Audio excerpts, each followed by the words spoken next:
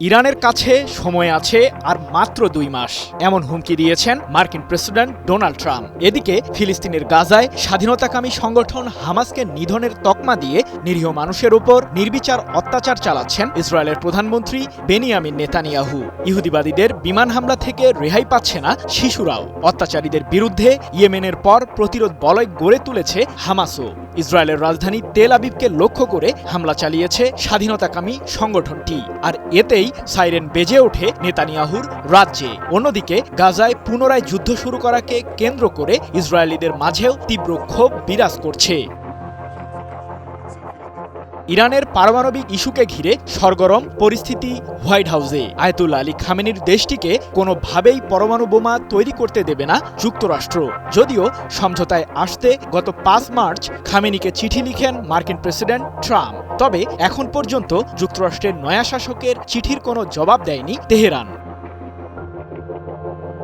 চিঠি পাঠানোর আগে রাশিয়ার দ্বারস্থ হয় ওয়াশিংটন। ইরানের সাথে সমঝোতা করিয়ে দিতে রুশ প্রেসিডেন্ট ভ্লাদিমির পুতিনকে অনুরোধ জানান ট্রাম্প। ইতিবাচক বার্তা আসে ক্রেমলিন থেকে। এ প্রসঙ্গে জরুরি বৈঠক ডাকে চীন। গত ১৪ মার্চ দেশটির রাজধানী বেইজিংয়ে ইরান ও রাশিয়াকে পাশে নিয়ে আলোচনায় বসে প্রেসিডেন্ট শি জিনপিং এর নেতৃত্বাধীন চীন। তবে বৈঠকে ঘটে যায় উল্টো চিত্র, যার জন্য প্রস্তুত ছিলেন না মার্কিন প্রেসিডেন্ট ডোনাল্ড ট্রাম্প। ইরানের প্রতি নতুন করে জারি করা যুক্তরাষ্ট্রের নিষেধাজ্ঞাকে অবৈধ আখ্যা দিয়ে চীন ও রাশিয়ার কূটনীতিকরা বেইজিং বৈঠক শেষে জানিয়ে দিলেন, ইরানের অধিকার আছে পারমাণবিক কর্মসূচি চালিয়ে যাওয়ার। দেশটি বিদ্যুৎ উৎপাদনের কাজেই পারমাণবিক শক্তি ব্যবহার করছে, কিন্তু পারমাণবিক অস্ত্র পর্যবেক্ষণে কাজ করা প্রতিষ্ঠান আন্তর্জাতিক আণবিক শক্তি সংস্থা IAEA এর দাবি ভিন্ন। সংস্থাটির প্রধান রাফায়েল গ্রসি সম্প্রতি জানিয়েছেন, তেহরানের কাছে ৬টি পরমাণু বোমা বানাতে প্রয়োজনীয় ইউরেনিয়াম মজুদ আছে। মূলত বেইজিংয়ে অনুষ্ঠিত বৈঠকের আগেই খামেনিকে চিঠি লিখেন ট্রাম্প। যদিও সেই চিঠি সংযুক্ত আরব আমিরাতের মাধ্যমেই সপ্তাহখানেক পর হাতে পায় ইরান।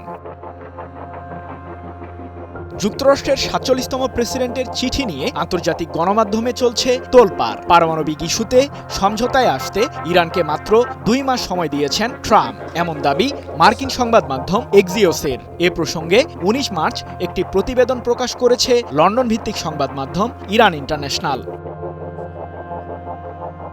মার্কিন কয়েকজন কর্মকর্তার বরাতে এক্সিওস জানিয়েছে, ইরানের সর্বোচ্চ ধর্মীয় নেতা আয়াতুল্লাহ আলী খামেনিকে কঠোর স্বরেই চিঠি লিখেছেন ট্রাম্প। মার্কিন প্রেসিডেন্টের দেয়া সময়ের মধ্যে ইরান যদি সমঝোতায় না আসে, তাহলে ভয়াবহ পরিণতি ভোগ করতে হবে তেহরানকে, এমন সতর্ক বাণী দিয়েছেন ট্রাম্প। শুধু তাই নয়, খামেনিকে চিঠি পাঠানোর আগে হোয়াইট হাউস তার গুরুত্বপূর্ণ মিত্র ইসরায়েল, সৌদি আরব এবং সংযুক্ত আরব আমিরাতের সাথেও আলোচনা করেছিল বলে জানিয়েছে সংবাদ মাধ্যম এক্সিওস।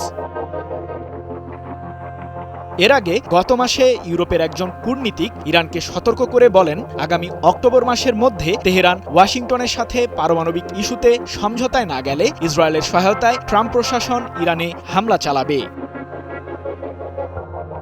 এদিকে আন্তর্জাতিক আইন ভঙ্গ করে ও যুদ্ধবিরতির শর্ত লঙ্ঘন করে গাজা উপত্যকায় আবারও বিমান হামলা শুরু করেছে নেতানিয়াহু। টানা ৩ দিনের হামলায় উপত্যকাটিতে প্রাণ হারিয়েছে অন্তত ৫০৬ জন নিরীহ ফিলিস্তিনি, যার মধ্যে ২০০ জনই শিশু। আর আহতের তালিকায় যোগ হয়েছে আরও ৯০৯টি জীবন। ২০ মার্চ এক প্রতিবেদনে বিষয়টি নিশ্চিত করেছে কাতার ভিত্তিক সংবাদ মাধ্যম আল জাজিরা। ইসরায়েলের আগ্রাসনকে প্রতিহত করতে ইয়েমেনের হুথি বিদ্রোহীদের পর তেল আবিবকে লক্ষ্য করে হামলা চালিয়েছে হামাসও। হামাসের ছোড়া ক্ষেপণাস্ত্রে কেঁপে ওঠে ইসরায়েলের রাজধানী তেল আবিব। বাসিন্দাদের সতর্ক করতে সাইরেন বেজে ওঠে নেতানিয়াহুর আস্তানায়। এরই মধ্যে তেল আবিবের বিন গুরিয়ন বিমানবন্দরে ফ্লাইট ওঠানামা বন্ধ করেছে ইসরায়েল। ২০ মার্চ এক প্রতিবেদনে বিষয়টি নিশ্চিত করেছে মধ্যপ্রাচ্য ভিত্তিক সংবাদ মাধ্যম মেহের নিউজ এজেন্সি। অন্যদিকে গাজায় আবারও হামলা শুরু করায় প্রধানমন্ত্রী নেতানিয়াহুর বিরুদ্ধে বিক্ষোভ করছে ইসরায়েলিরা। বিক্ষোভকারীরা হামাসের বিরুদ্ধে যুদ্ধ থামাতে নেতানিয়াহুকে আহ্বান জানায়। সেই সাথে জিম্মিদের ফিরিয়ে আনার দাবিও তুলে তারা। এ সময় তেল আবিবের প্রধান সড়কগুলো অবরোধ করে বিক্ষোভে অংশ নেয় ইসরায়েলিরা। যুদ্ধ পুনরায় শুরু করায় ইসরায়েলের জনগণ ও সামরিক বাহিনীর সাথে বিশ্বাসঘাতকতা করেছেন নেতানিয়াহু, এমন অভিযোগও করে বিক্ষোভকারীরা। ২০ মার্চ এক প্রতিবেদনে বিষয়টি নিশ্চিত করেছে বার্তা সংস্থা রয়টার্স। টানা সপ্তমবারের মতো বেস্ট টিস্যু পেপার ব্র্যান্ড হিসেবে স্বীকৃতি পেয়েছে বসুন্ধরা টিস্যু। চলতি সপ্তাহে ইসরায়েলের অভ্যন্তরীণ গোয়েন্দা বাহিনী শিন বেতের প্রধান রোনেন বারকে বরখাস্ত করেন প্রধানমন্ত্রী নেতানিয়াহু। এরপর থেকেই আন্দোলনের দানা বাঁধে পুরো ইসরায়েল জুড়ে। সৃজন মাহমুদ, নিউজ 24।